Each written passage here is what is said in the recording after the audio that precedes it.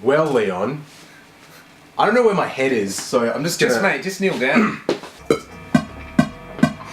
2, 3,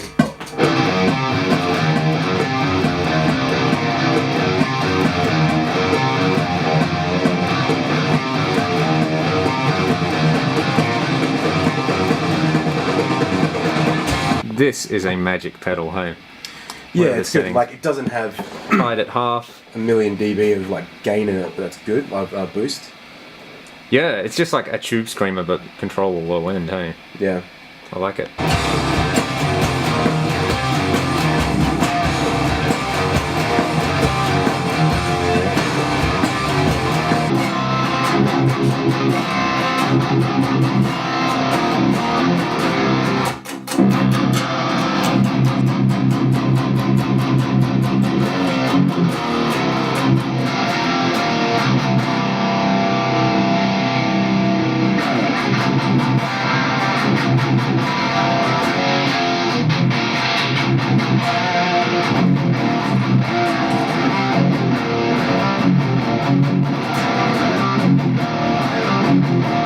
It's funny because Splawn offered me an endorsement.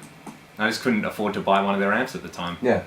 I could probably just get in touch with them. You probably could. I could probably show them this video. Yeah. Because we're using it. It's going to be on a record. Yeah. So, Alright,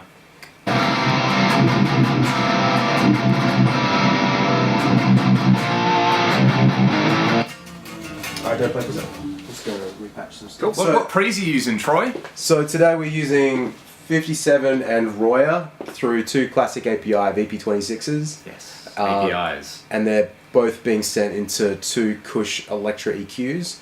They're your new ones? Which are brand new to me. Is that the 420 EQ?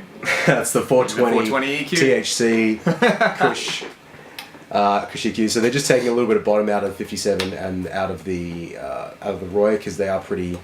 It's a pretty boomy sounding amp. Yeah. So it sounds great, but it does get a little bit thick. So that's going. It's like giving it the grind in the mids, hey?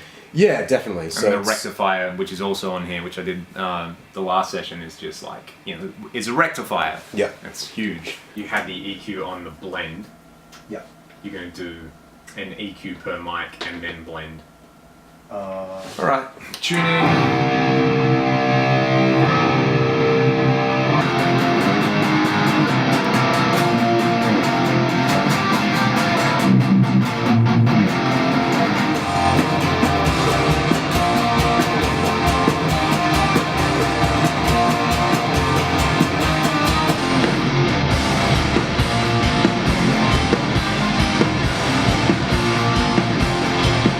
It is a very cool sound by itself too. Yeah, it's really different to the Recto. It's got I like the rectifier is so boomy, but this has that like real like it makes that kind of squelch. I love that sort of sound. I reckon maybe give me a little bit more sound than that. Maybe we just brighten the amp up a little bit. Yeah. Rather than doing it with the EQ. Yeah, sure.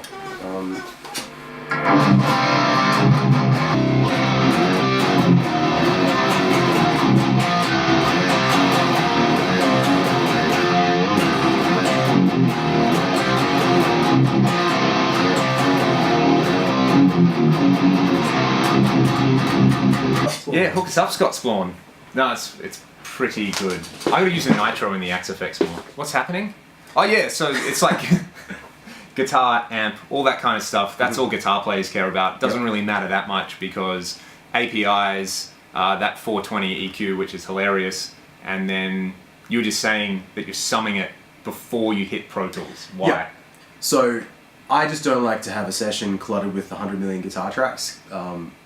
Traditionally, when Leon and I recorded guitars, we end up with about like 20-ish layers of guitars. Not obviously playing all at the same time, but we'll do quad track the rhythms, do a bunch of high stuff, solos, little tinkly bits on top. The real reason is because I'm a pussy and I can't play guitar properly. I mean, I wasn't going to say it, but I'm glad you did. Because unless you storm the beaches of Normandy with a Marshall Plexi in one hand and a 1959 Les Paul, you're a pussy. Yep. And I'm a pussy. Yep. And you're not playing guitar, so you're exempt. And you're a cuck as well. Yeah, and a cuck. Yep. And a music bachelor. That was my favourite comment. And music bachelor. Oh, music bachelor. But the West Coast Eagles beat Richmond on the weekend, so suck it. Ooh! Anyway, back to music. I wooed, but nothing came out. So yeah, we're just summing the mic channels before going to Pro Tools, because once we get bloated out with 13, 14, 20, 30 guitar tracks, whatever it ends up being, it just makes my session a little bit neater. And I also really hate having too many things to mix when I come to mix it. I know some people are kind of into that, where you might have 3 mics and an amp and you just want to keep balancing until you find a sound that you like, but I end up doing that This from is the just start of the commit, mix like commit. to the end of the mix, Yeah. and then I'm like, oh, I like this, and then I like that, but it just ends up being a real pain. So for me, and this is just a personal thing, I've got the ability to sum them beforehand, and therefore that's what I do. I tried a few things with this particular sound where I maybe summed it and EQ'd it afterwards, and ended up sounding better just to EQ the 2 mics individually, because I've got the functionality to do it. Every guitar track that we record is also recorded with a DI sound, which is pretty standard now, I think. Obviously gives you the option to reamp later on if you need to. Alternatively... And it's easier to edit my rubbish playing. Well, that's kind of the main thing. I shouldn't have said alternatively. That's the reason. And it's not a fact of being able to edit because Leon can't play in time. It's more that you have a transient to just use like visually. We can go through an elastic audio it, we can beat detective it if we need to. But it just makes life a little bit easier. Even just try to chop between this part, like this riff and that riff, when you go to comp it, it's a lot faster. So But Troy, that's cheating. that's cheating. Oh, it's cheating because there's such a thing as cheating in music. Because, when somebody listens to something, whether it's edited or not, they can hear the honesty. Yep. That's really something that definitely happens. It's really the soul of Yeah. the tomato. And if you do cheat, people can tell when they're listening to it on Spotify through an iPhone speaker. They can tell, and that's why heavy metal music isn't selling anymore, and that's why we're wasting our time. Yep. What a great thesis. Yeah. I'm actually going to give up today. I don't know if I told you, but this is my last recording session. I'm going to give up now, before we even finish the track. I'm done. Let's go. Fuck it. Let's watch porn.